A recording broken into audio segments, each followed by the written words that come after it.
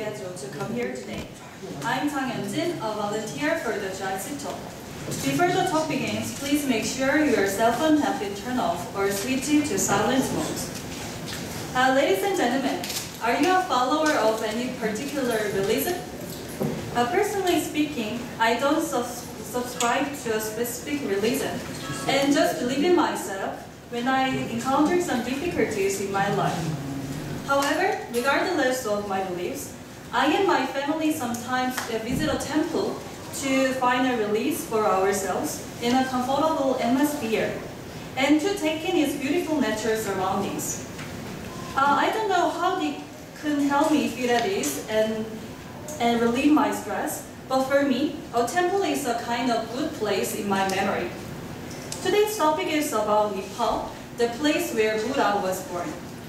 He is famous for founding the religion of Buddhism, of course, and is regarded as one of the great saints in the world, along with other such figures as Jesus Christ, Confucius, and Socrates. Today's speaker is Anup Thapa from Nepal, who had lived in Gwangju since 2007 as a master and PhD student in the Department of Computer Engineering, Joseon University. He just graduated and moved to Incheon last month, and now he's working at Incheon University as a postdoctoral researcher. Today he will discuss Nepal as the birthplace of Buddha, and also share basic information about his home country. Ladies and gentlemen, let's welcome our presenter with a big round of applause. Thank you, everybody. Good afternoon. As mentioned by our beautiful friend, my name is Anup Thapa, and I am from Nepal. So I came to Joseon University in year 2007 as a master's student, and then I finished my master's student and continued for the PhD course. And recently, last month, I finished my PhD. And now I'm working in Incheon University in Department of Information and Communication as a postdoctoral researcher. Well, today I'm going to give you the short talk on the topic Nepal, the birthplace of Buddha. So basically, my talk can be divided into two different parts, broadly. Like in the first part, I'll introduce my country, Nepal, as a different aspects of Nepal. Like I'll talk about the festivals, culture, languages, geography, history, everything. Then in the second part, I'll jump to the second part, birthplace of Buddha. So let's begin our talk, and thank you for everyone. Well, let's start with this Nepali way of greeting. So in Nepal, in Korea, we say, when we meet somebody, we say 안녕하세요, 안녕하십니까. In English, we say hello, good morning, good afternoon. But in Nepal, we say namaste. But the way is, we join the two hands, then say namaste. It means, like, I bow the God that is in your soul, the God in my soul, bow the God in your soul. That means namaste, like this. And in Korea, like, if people want to greet the other people, like according to the age, they do like how much they bend. Like if they are very senior, they do like annyeonghaseyo or something. In Nepal, we do according to this position of the hand. If the person is very senior, then we'll do namaste. If person is similar to like you, then we do namaste or something like that. So this is way of greeting. Okay, the next one is, maybe how many of you know that Nepal is the only one country that does not have the rectangular shaped flag. So it's the only one country in the world that has a triangular shaped flag. And the meaning of this flag is this red color, it represents the symbol of bravery. Because Nepalese Gurkhas are very much famous in the world as a brave soldiers. And second, this blue color, it represents as a symbol of fish. And the sun and moon, they represent the hope that Nepal will last as long as the sun and moon will be there. and so it's the flag of Nepal. Okay. Let's begin with some dialects of the Nepal. In Nepal, as I mentioned, to greet we say namaste. For the hello, we say namaste. And if you want to say thank you, then we say like dhanyavad. So simply we say dhanyavad. That means thank you. Then if you want to say how are you, then we say hazurlai kasto cha. Hazur is for the senior person, but for the friends we can say timilai kasto cha. And welcome means is said as the swagatam. And for the yes we say ho, hazur. For no we say hoina. And for okay we say like has, huncha. So these are the very common dialects from Nepali language. So the Nepali language in Nepal, we have our own language. Nepali language is official language, and we also use English as well as the second language. And every ethnic group, they have their own language as well. I'll describe that in other slides. Okay, so I don't know how many of you know where Nepal is exactly located. Okay, the location is Nepal is just above India and below the China. It's a sandwich between China and India. So here we are now here in South Korea. So Nepal is located here in South Asia. So it takes 5 hours, roughly 5 hours, more than 5 hours to reach Nepal by aeroplane. It's 4,000 kilometers, I guess, far from Korea. So about Nepal, it's the 93rd largest country by land mass and 41 most populous country. Then, as I said, it says border with China in north and with India and other 3 sides. And you can see here, Nepal is a landlocked country because it is surrounded with China and India, so we don't have sea and we don't have the seafood as well. That's a very bad part. And the time zone is 5 hours 45 minutes ahead of GMT. So Nepal at a glance. So the total area of Nepal is 147,181 square kilometers. So it is roughly double of Korea, but the population is half of Korea.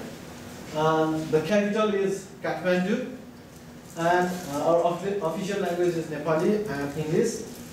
And broadly, Nepal is the brick-shaped country. It's just something like a brick, and so it has been divided into 3 tropical regions. This upper region is called the Himalaya, that is totally surrounded by the mountains, Himalayan, and this middle area is called the hill. They are the mountainous region, and this lower belt is called Tarai, which is the plain land. So these are the 3 tropical division of Nepal. And in Nepal, there are 5 development regions and 14 zones and 75 districts. So the currency of Nepal is called Nepalese rupees. We also call rupiah in our language. It's a Nepalese rupees and represented as NRS. And political system in Nepal is now is the Federal Democratic Republic of Nepal. However, it was the kingdom before 2008, but he was the last king, and he was overthrown by one revolution, and then Nepal is declared as the Federal Democratic Republic of Nepal, and he is our first president. Now he is the president of Nepal. And regarding the religion, Nepal is a secular state. With predominance of the Hinduism and then the Buddhism. And regarding the Christ and other, there are very few.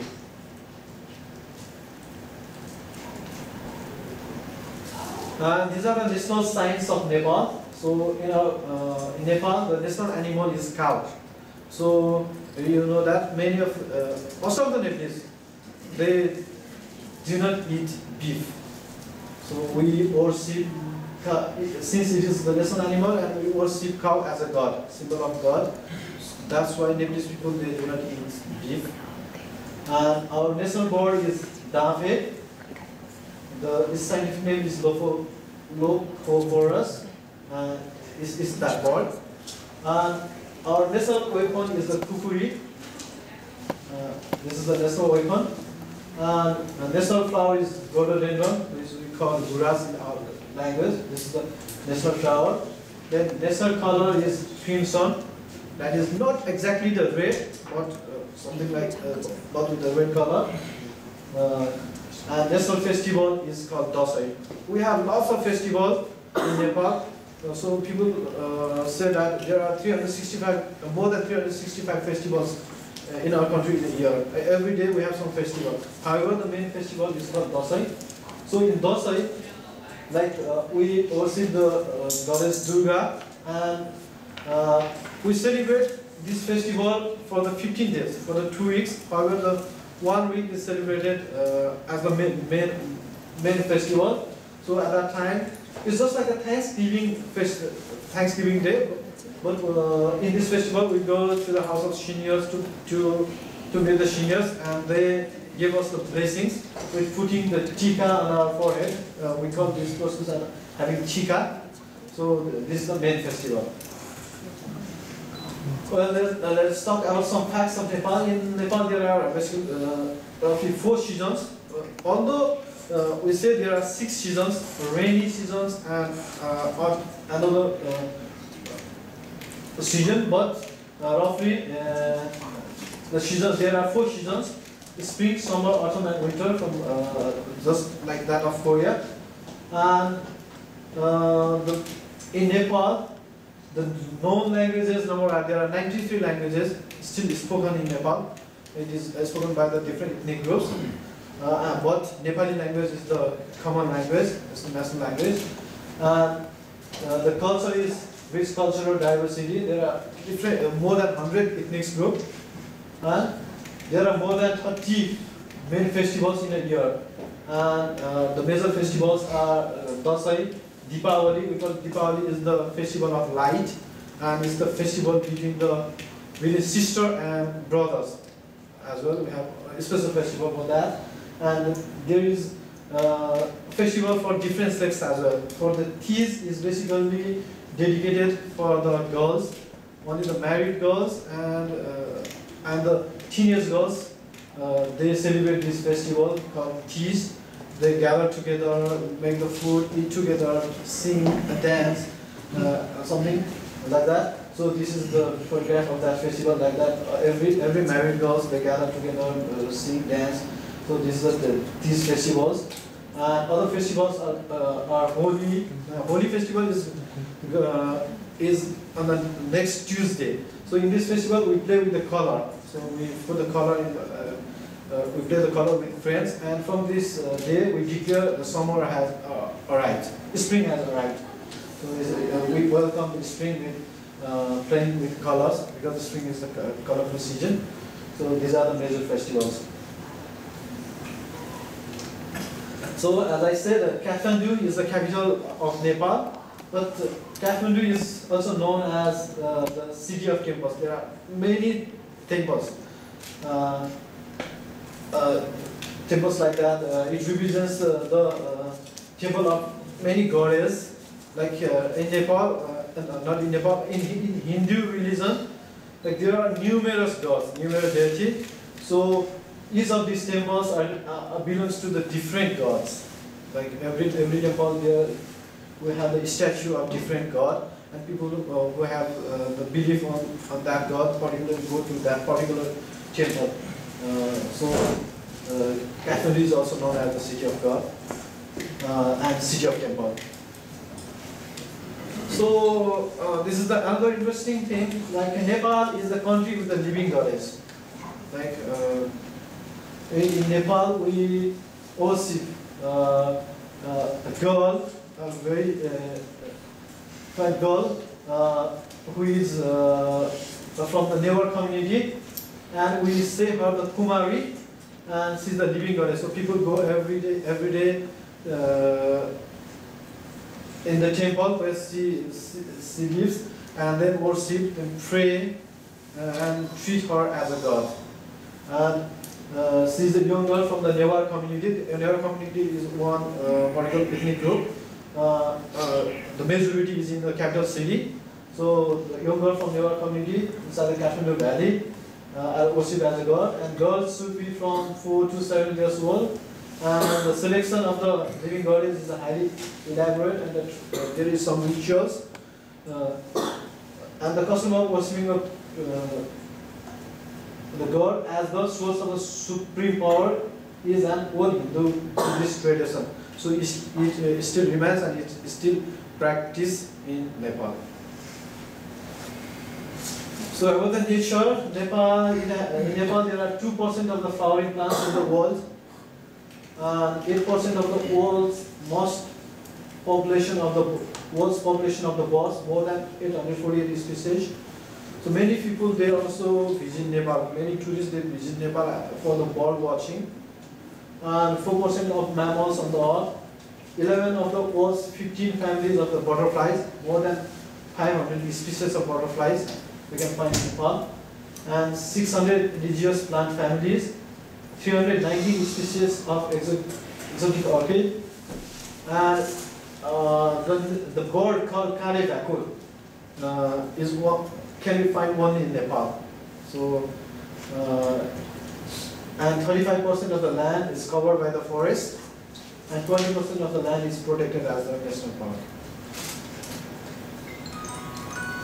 People of Nepal, as I mentioned, like Nepal has been divided into 3 tropical regions: upper mountainous region, Himalaya; second middle hills, and the Tarai. So the people, the customs of the people, dress of the people, so everything are different, because in the Himalaya region, the winter is, the climate is very cold, the weather is very cold, it snows sometimes, and there are lots of mountains, so people wear very warm clothes, and people in the hill, the climate is moderate, so they use this type of dress, and in Tarai they wear very light dress, because in Tarai Vale there is the climate is hot.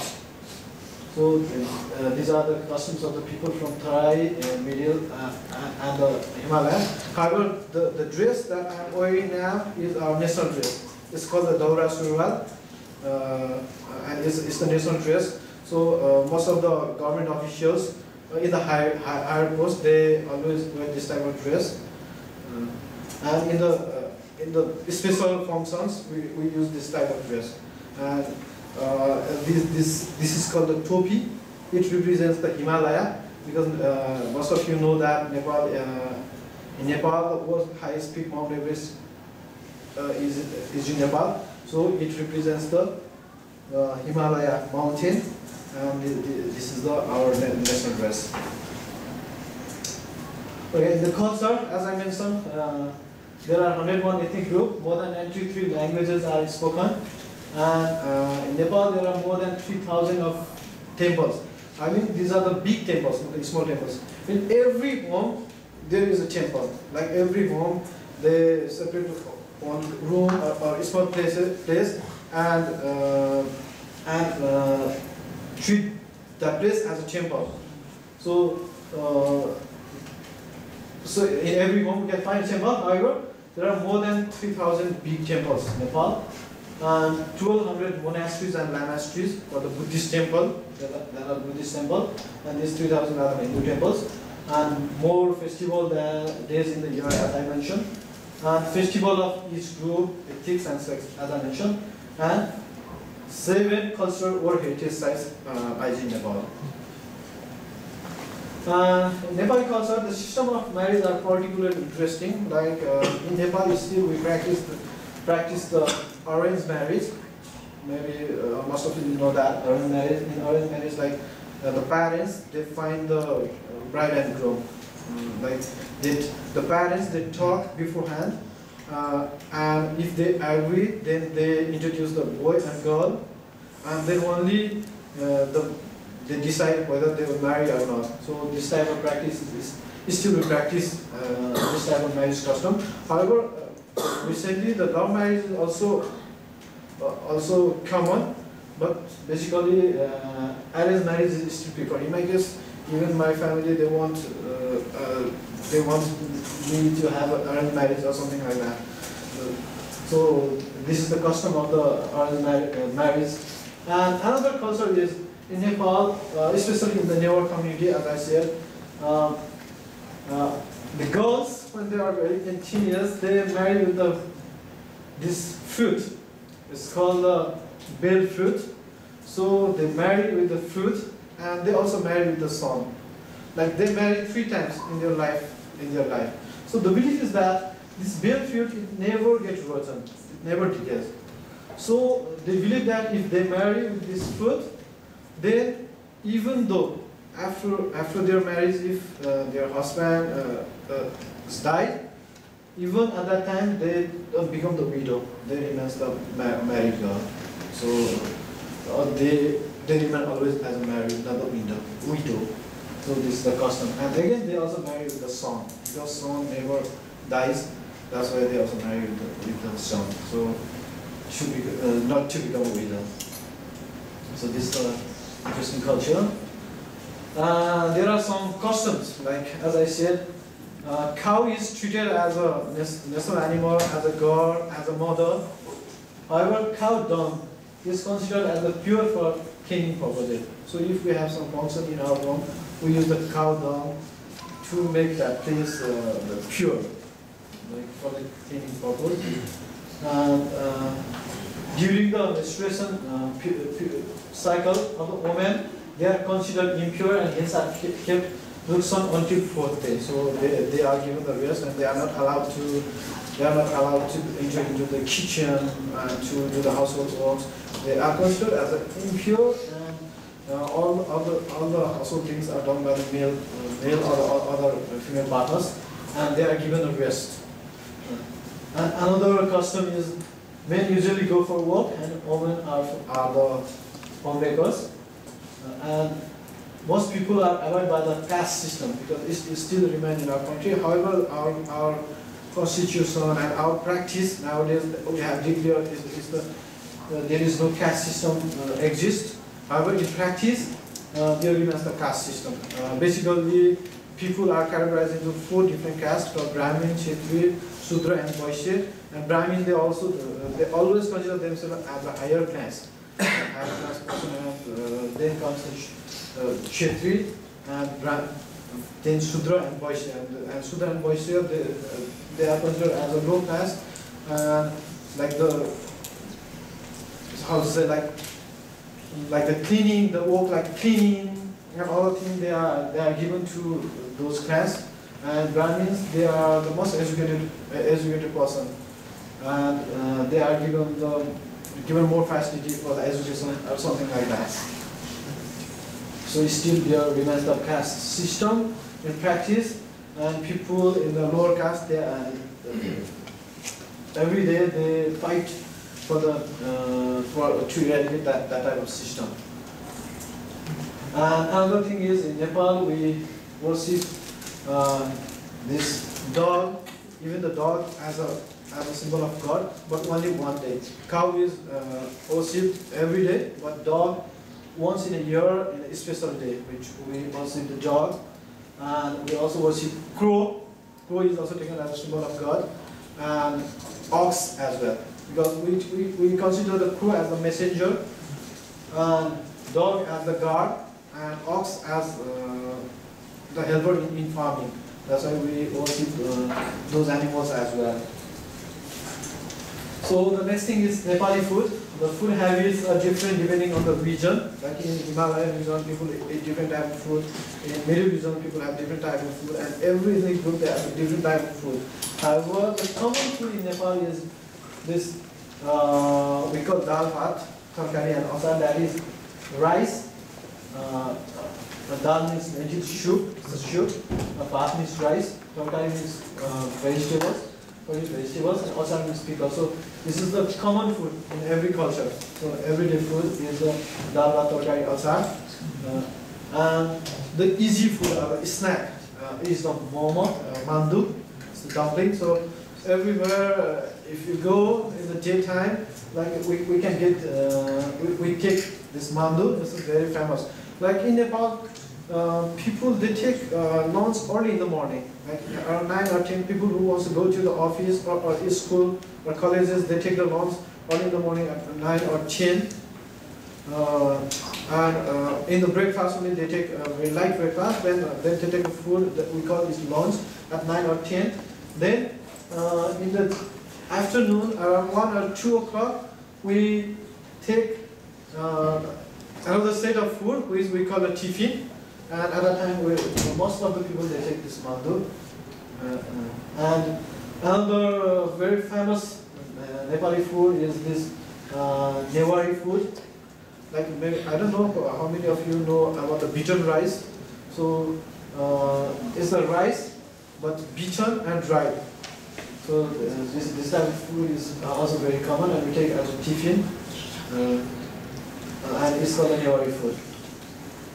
And in Nepal, the major tourist attractions are like follows: like trekking, mountaineering, rock climbing, river rafting, jungle safari, hunting, bird watching, village tour, sightseeing, pilgrimage, golf, and adventure sports. So Nepal is really very famous for as a tourist destination. And nowadays, recently, like many foreign tourists, they are also visiting Nepal for mostly for the trekking, and second as a pilgrimage, and other for the other purposes.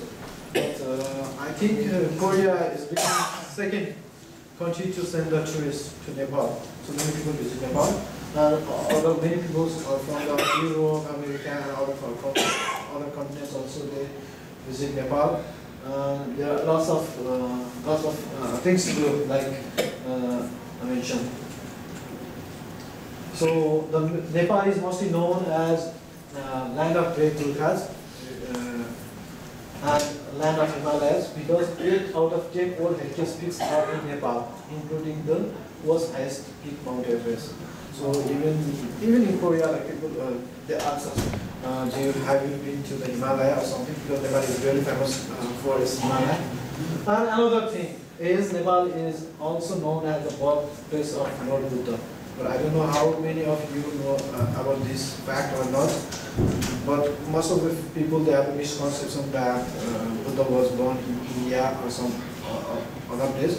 However, the fact is birthplace of Buddha is Nepal. So this is the second part of my today's presentation. So Lord Buddha is also known as Sakya Muni. Was born in Nepal. He was born in 563 BC, 2600 years ago. The son of a prince of the Sakya clan. That's why he is known as Sakya Muni.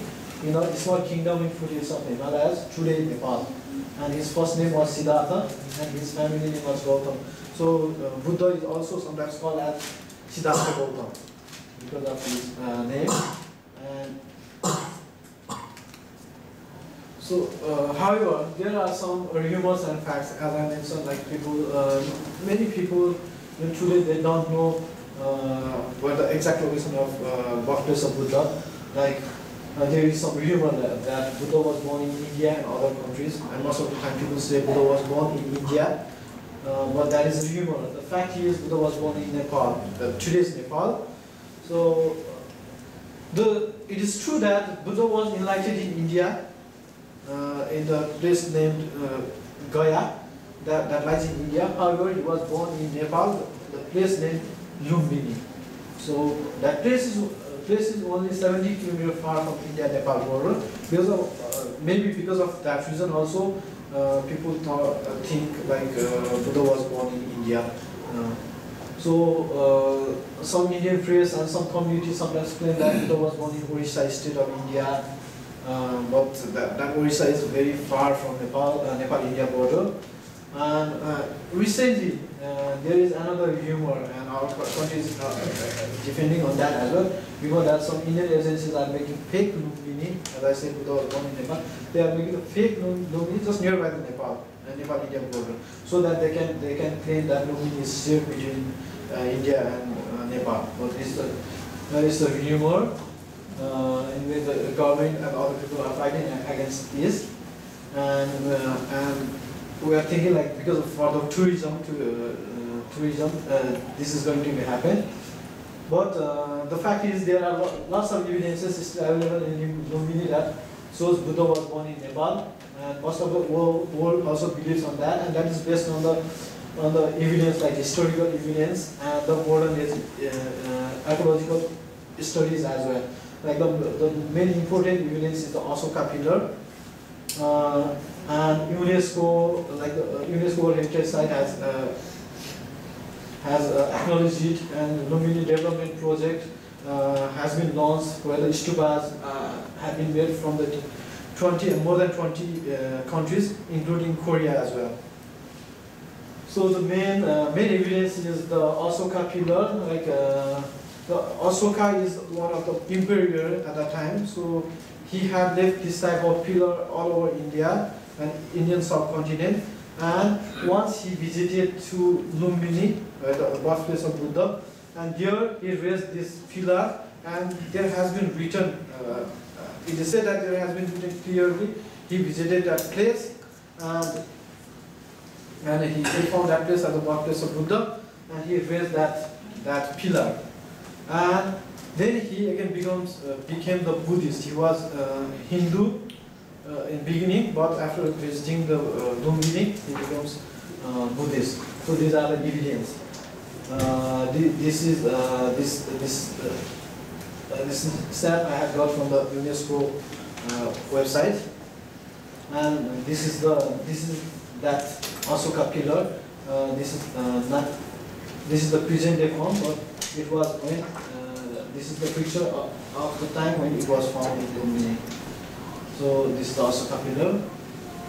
So the main thing is, even so, since Nepal is a small country, as I said, surrounded by the giant India, and since Lumbini is nearby Indian border, some of the people still think Lumbini is in India, and Buddha was born here. And there is lots of misconception. However, like people like Nepalese people, they are rising this voice. And recently, South Korea recently made a correction in one of the post book of history. I heard that in 6th grade book of history there is written Buddha was born in India, in South Korea. But people from Nepal, the delegation people from Nepal, they visited. They sent a letter to President Imenbak, and then from 2013 it has been corrected. And similarly, in British Museum recently made correction on one of his previous writing, and there was also written birthplace of Buddha in India, and now recently it has been corrected. And even the Google map recently made a correction. Like you can see, this was the stamp of 2010. Here it is written birthplace of Buddha, Uttar Pradesh, India. However, recently they have changed birthplace of Buddha, Lumbini, Nepal. So the truth is Buddha was born in Nepal. Now it concludes my talk. Thank you. Dhanyavad and namaste.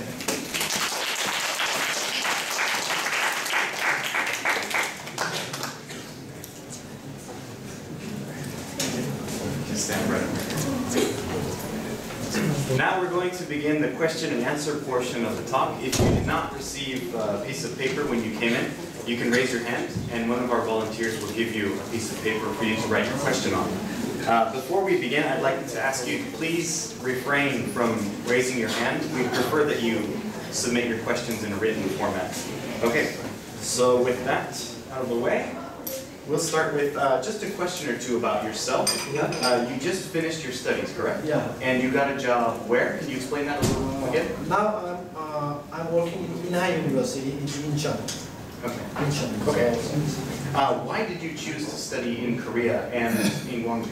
So the interesting fact is that actually after finishing my bachelor degree in engineering, electrical and electronics engineering from Kathmandu University in Nepal, I was looking for the next opportunity to go for the master's study. So meanwhile, I have a contact with some of friends who were already enrolled in Korea. Then I tried I sent email to my professor, and then we had a good conversation. And luckily, I get a scholarship as well. So because of that, those things, because of the scholarship and very good, with the hope of very good future, so I came to Korea. Do you plan to stay here in Korea for a long time? I don't think so. Actually, I already stayed here for the 6 years, but after the completion of PhD, even I need to get a postdoctoral research experience. That's why I just try to apply for every university. Unfortunately, I get break in Inam University, so I have contract of 1 year. Let's see what I'll do after that. Okay, great. How often do you go back home? So in my case, once in every 2 years, I've been visiting my home. Okay. And what part of Nepal are you from? Sorry, I forget to mention that. I'm from Kabre, district of Nepal, which is quite close to the capital Kathmandu. Just like Seoul is the capital city of Korea, and Incheon is a nearby city. Just like that, the Kabre is a nearby city to Kathmandu. So I'm from the middle part of Nepal. Okay. Of those 3 regions within Nepal, your area and Kathmandu is in which part? It's the middle. Middle. Okay. Okay. And let's see. You mentioned that there are arranged marriages in Nepal still. Are your parents trying to set you up to get married? Actually, in my case, I have my girlfriend. Okay. So maybe I'll marry with her, but we have not decided yet. Okay. Maybe if everything goes good, then I'll marry with her. But it's not compulsory. Nowadays, parents they are allowing their children to have a long marriage. However, still this is practice. If you did, like in Korea, many people if they don't have a girlfriend or boyfriend, they are worried about the marriage. But for our case, we don't have a big worry. If I do not have girlfriend, my parents will fight me. Okay. Which caste are you from? I am from Chetri, the second class. Okay. Yeah. All right. Let's see. What is the most difficult part of being a Nepalese person in Korea? Well, the main thing is language, I think. And Nepalese people, they like the food, but few of the people, in my case, like 90% of my friends, they like the Korean food, but 10% of people who doesn't like the seafood, it's somewhat hard for them. And other thing is, everything is fine, I guess. Okay. About the origin of Nepal as a state, did it have to win independence from another state, or how did that happen? Sorry, I again forget to mention that thing. Nepal has been remained free always. It has never been ruled by any other countries. So since from its origin, it has been a free country. Pretty lucky. Okay. Yeah. I don't think so. In the ancient times, Nepal was colonized by the India Empire. No, actually, according to the history, Nepal has been the independent state. But in Nepal, there were very few states. Before 300 years before, Nepal was divided into very small countries, like a small division. Like inside Nepal, there were many small countries. However, one of the king called Prithviraj, he conquered all those small countries and made Nepal. However, it has never been ruled by any other countries.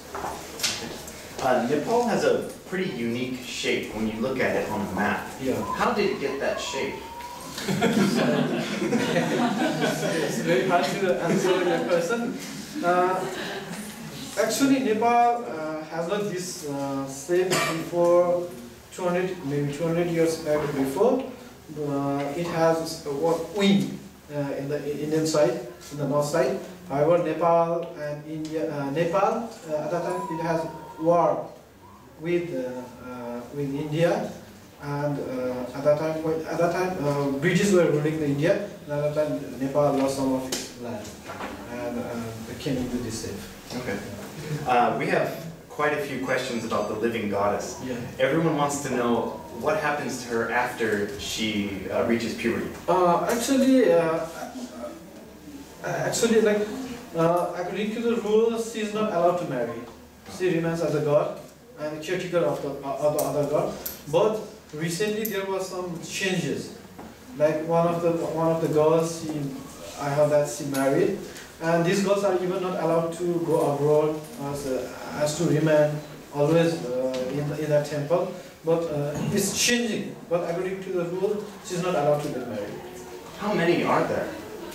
How many living goddesses? I have no idea about that, but until she had that period, she remains as a god. Wow.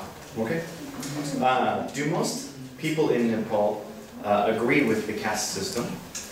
I don't think so. Like many of the people, like our grandparents, they still want the caste system. They want to practice that caste system. But I think the young generation and even our parents, who are somewhat educated, they go against the caste system. But still, some of the people for this marriage, and especially for the marriage, they try to find out from which caste she belongs to or something like that. Okay. You mentioned there are 93 languages in Nepal. Yeah. Are they just dialects, or are they not mutually intelligible? No, they are totally different. If we consider the dialects, there are more than 600. I heard that. But 93 are totally different. Okay, that's great. We have a question about alcohol in Nepal. Yeah. Is there something that's called Rax or Lax? It's called Roxy. Roxy? Roxy Okay, is called, yeah, Roxy is called alcohol. Can you tell us about that? Is it like soju? That's the question. Actually, Roxy brewed as just like that of soju, and it is made from the rice. And when we, the brewing process is something like soju, I guess. But it's somewhat different, and in Nepal especially, some ethnic groups, some people, they build the Roxy in their home, and we must have this liquor when we have some functions. But, as I said, there are the caste system, and the upper two castes like Kshetri and Brahmins, they are not allowed to drink the alcohol. Even if I drink alcohol, my parents will get angry with me. Like, I'm Kshetri and I'm not supposed to drink. But nowadays it's changing. However, the practice is something like that. Only the lower two castes, they are allowed to drink. Okay. Are there any conflicts in Nepal, or any tensions in any way between Buddhists and Hindus? No, never. Like we share the same culture, festivals as well. Like by birth, I'm Hindu. However, I practice every festival of the Buddhism. And my friends who are Buddhists, they practice they enjoy every festival of Buddhism. So we have mutual, that type of environment. So no conflict at all. Okay, great. Someone has a question about Mount Everest. Do you know anyone who has climbed Mount Everest? Anyone? Yeah. So there are lots of people. First who conquered Mount Everest was Sir Edmund Hillary and Tenzing Norgay Sherpa. Tenzing Norgay Sherpa was from Nepal. He was Sherpa porter at that time. So he went with Sir Edmund Hillary from New Zealand. My friends, maybe New Zealand. Yeah, he's from New Zealand. So they conquered the Mount Everest in 1953, I guess, or something in that year. And then after, there are lots of people. The first girl to conquer Mount Everest is Junko Taibe, and she's from Japan. Okay. Anyone in your family? No. Anyone your family knows? Anyone at all? Or is it not very common? Not at all. There was one of my colleagues, he once tried, he was my friend during my high school, but he failed, and at that time, because of some accident, like he had to lose his friend. That was a very sad incident. Okay. This will be the last question for the Q&A. If I didn't get a chance to ask your question, feel free to stick around for the discussion group or ask the speaker directly after the talk. The final question is, here in Gwangju we have a restaurant, First in Nepal. Yeah. I'm sure you've been there. Yeah, many times. And how does it compare to food back home? Actually, like, First Nepal is doing very good. and most of the Korean people, they also like the Nepalese food. But the first Nepal, the food that you find in first Nepal is somewhat a little bit modified to match with the Korean taste, like using some sweet taste, some I would say some spices they have been used to match that of to taste of Korean people. But actually, Nepali food are somewhat spicy food, a little bit different. This restaurant it serves very limited menu, but in Nepali food there are lots of menu. Okay. All right, great. That's the last question. That's the end of the Q&A. Let's give our speaker one more round of applause.